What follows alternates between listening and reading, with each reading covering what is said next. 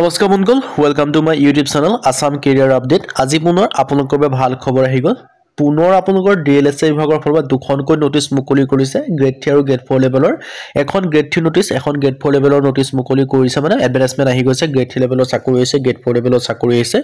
so যদি আপোনালোকে interested হয় ভেকেন্সি খিনি কাৰণে আবেদনসমূহ কৰিব পাৰিব কেনেদৰে আবেদন কৰিব এজ ক্ৰাইটেৰিয়া কি কোৱালিফিকেশন কি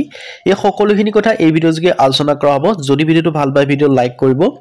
লগতে চেনেলটো সাবস্ক্ৰাইব কৰি দিব এনুকাৰণৰ ভিডিঅ'সমূহ প্ৰতিদিনে পাই থিবে আৰু আমাৰ যদি ভিডিঅ'টো ভাল পায় ভিডিঅ' লাইক কৰিব আৰু ভিডিঅ'টো যিমান পাৰে সিমান বন্ধুৰ মাজত শ্বেয়াৰ কৰি দিওক যাতে সকলো বন্ধুৱে ডেইলি জবৰ আপডেটসমূহ পাই থাকে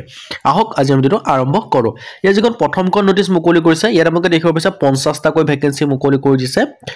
আপোনালোকৰ পাৰালেগাল ভলান্টিয়াৰ ভেকেন্সি মুকলি কৰিছে বৰপেটা ডিস্ট্ৰিক্টৰ ফালৰ পৰা যদি আপোনালোকে ইন্টাৰেষ্টেড হয় আবেদনসমূহ কৰিব পাৰিব অসমৰ সকলো ডিস্ট্ৰিক্টৰ সকলো কেন্দ্ৰীয় ভেকেন্সিখিনি কাৰণে আবেদনসমূহ কৰি ল'ব পাৰিব এলিজিবিলিটি ক্ৰাইটেৰিয়া ক্ষেত্ৰত application must be citizen of Indian ভাৰতবৰ্ষৰ সিটিজেন হ'ব লাগিব নাগৰিক হ'ব লাগিব লগতে ইয়াৰ কাৰণে কোৱালিফিকেশন মাত্ৰ 10 পাছ হয় যদি আপোনালোকে 10 পাছ কৰিছে তেতিয়া আবেদনসমূহ কৰিব 8 পাছৰ কাৰণে ভেকেন্সি আছে মই ভেকেন্সি ভিডিঅ'টো শেষৰ ফালে গোটেইখিনি ডিসকাস কৰি আছো সো আপোনালোকে ভিডিঅ'টো শেষলৈকে চাব ইয়াৰ কাৰণে মাত্ৰ 10 পাছ কৰিলে আবেদনসমূহ কৰিব এটো মিনিমাম 10 পাছ হয় ম্যাক্সিমামটো আপোনালোকে গ্ৰেজুৱেচন পৰ্যন্ত আবেদনসমূহ কৰি ল'ব পাৰিব যদি আপোনালোকে ইন্টাৰেষ্টেড হয় আবেদনসমূহ কৰি ল'ব পাৰিব আৰু ইয়াৰ কাৰণে আপোনালোকৰ যেটো এজ ক্ৰাইটেৰিয়া হয় সকলোখিনি 31/12/2024 মানে ডিসেম্বৰ মাহৰ 31 তাৰিখ পৰ্যন্ত গণনা কৰা হ'ব লাষ্ট ডেটো 31 তাৰিখে দিয়া আছে ডিসেম্বৰ মাহৰ সো আপোনালোকে ইন্টাৰেষ্টেড হলে আপোনালোকে আবেদনসমূহ কৰি ল'ব পাৰিব আপোনালোকৰ এটা বিহত অপৰচুনিটি আহিছে যদি আপোনালোকে 10 পাছ কৰি দিছে যদি আপোনালোকে আসাম গৱৰ্ণমেণ্টৰ আন্ডাৰত চাকৰি কৰিম বুলি ভাবিছে তেতিয়া আপোনালোকে আবেদনসমূহ কৰি ল'ব পাৰিব ইয়াত আপোনালোকে দেখিব পাইছে ইয়াত সকলোখিনি কথা উল্লেখ কৰিছে এপ্লিকেশন বি মেনশন দিয়াৰ ৰিপ্ৰেজেন্ট গাঁও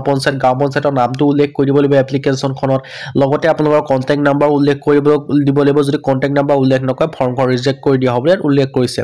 আৰু এপ্লিকেশন ফৰ্মখন আপোনালোকে আসাম ষ্টেণ্ডাৰ্ড ফৰ্ম বুলি গুগল বা ক্ৰমত সাৰ্চ কৰিলে পাই যাব সেই ফৰ্মখন ভালদৰে ডাউনলোড কৰি ফিল আপ কৰি এই যেটো এড্ৰেছ দেখিব পাইছে office of the district legal service authority Barpeta district সেশনছত কোড কমপ্লেক্স বৰপেটা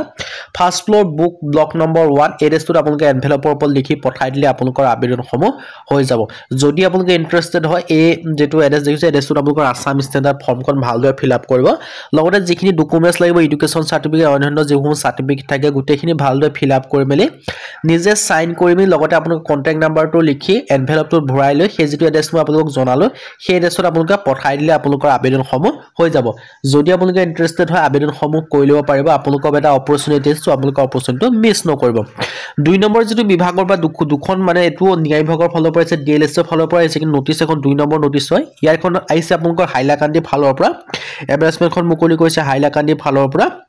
আৰু নোটিছখন মুকলি কৰিছে 3/12/2024 তাৰিখে ডিসেম্বৰ মাহৰ 3 তাৰিখে মুকলি কৰিছিলে ইয়াৰ পৰা কিছুমান গ্ৰেড 4 লেভেলৰ ভেকেন্সি আছে সো ইন্টাৰেষ্টেড হলে আপোনালোকে ভেকেন্সি কিটা কাৰণে আবেদনসমূহ কৰি ল'ব পাৰিব আপোনালোকৰ এটা বিহত অপৰচুনিটি আছে আপোনালোকে অপৰচুনিটি মিছ নকৰিব আপোনালোকৰ এটা বিহত অপৰচুনিটি বুলি ক'ব পাৰি আৰু ইন্টাৰেষ্টেড হলে আপোনালোকে আবেদনসমূহ কৰি ল'ব পাৰিব আপোনালোকৰ ইয়াৰ কাৰণে আপোনালোকৰ 3/12/2024 মানে ডিসেম্বৰ মাহৰ 3 তাৰিখে ভেকেন্সি খিনি কাৰণে মুকলি কৰিছে এজ ক্ৰাইটেৰিয়া কিমানৰ কোৱালিফিকেশন কিমান বিচাৰে মই হেতু জনাই আছো ইয়াত আপোনালোকে দেখিব পাইছে ডে অফ লিংক চকিদাৰৰ ভেকেন্সি আছে